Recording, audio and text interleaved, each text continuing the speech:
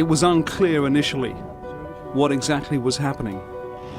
Not long after 10 in the evening local time, tanks were rolling onto the streets in Ankara and blocking the bridges over the Bosphorus in Istanbul.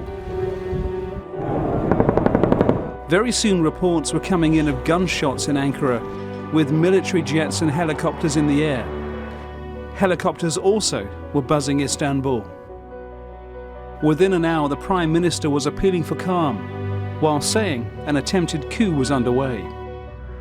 In the next hour, the momentum swung between the pro-coup soldiers and the government. By this time, it was unclear where President Erdogan was.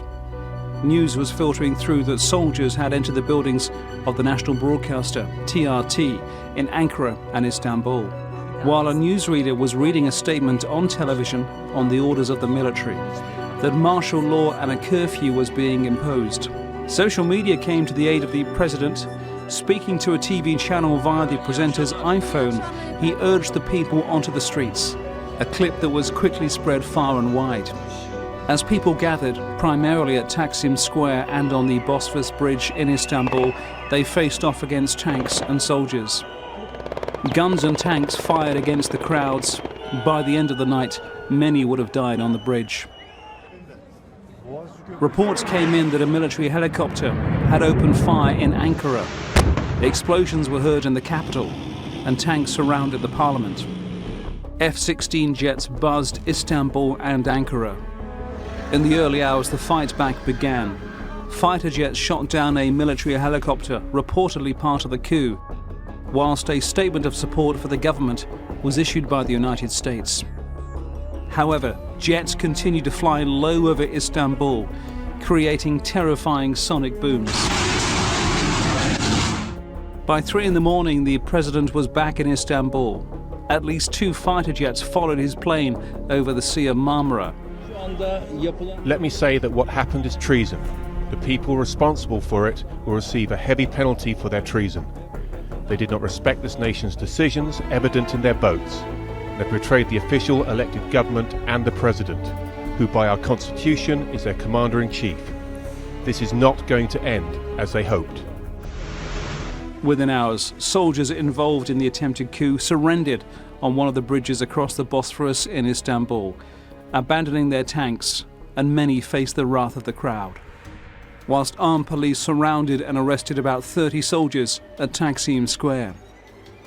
In Ankara, pockets of pro-coup soldiers held out, while Turkey's intelligence headquarters was attacked by helicopters and machine gun fire.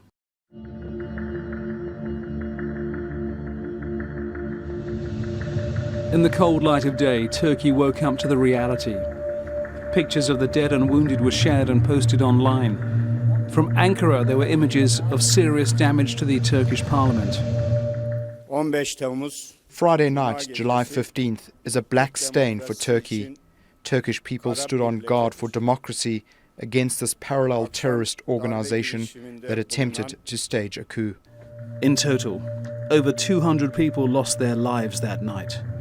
Hundreds were injured, while 24 pro-coup soldiers were reported to have been killed. The blame for the coup was directed towards the former cleric and businessman Fethullah Gulen, who's lived in self-imposed exile in the United States since 1999. He denied any involvement. On Saturday, almost 3,000 military personnel with alleged ties to the Gulen organization were detained, and 2,745 judges were dismissed.